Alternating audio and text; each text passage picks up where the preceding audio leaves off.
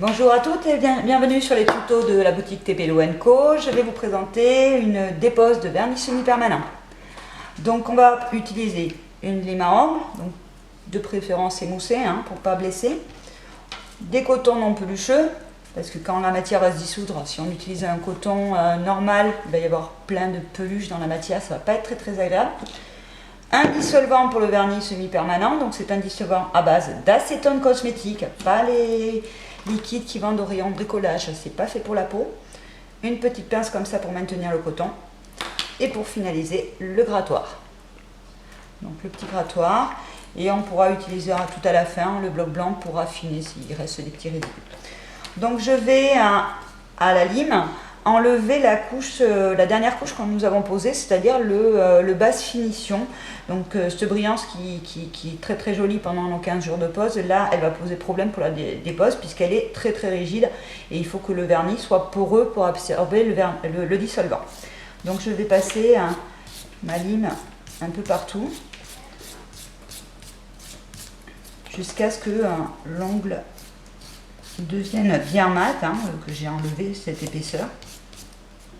Donc il y a quand même 4 épaisseurs de vernis, donc sans approcher l'ongle, on peut quand même enlever de la matière pour éviter que la fonte soit trop longue. Voilà, donc là c'est suffisant. Je vais enlever mes petits pots et je vais couper mon coton en deux, ça ne sert à rien de mettre un coton entier sur l'ongle.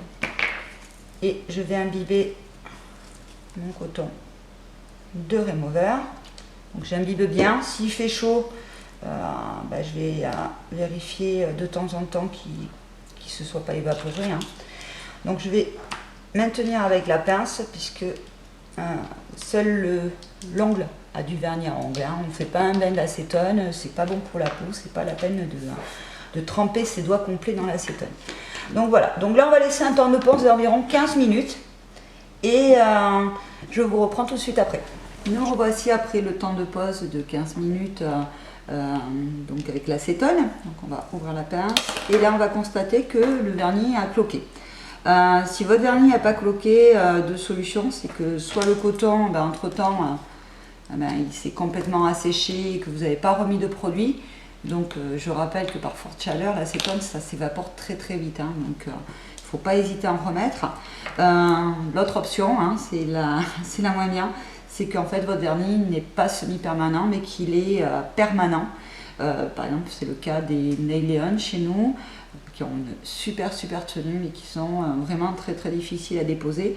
Il faut tout simplement y aller à la lime, il n'y a pas d'autre choix.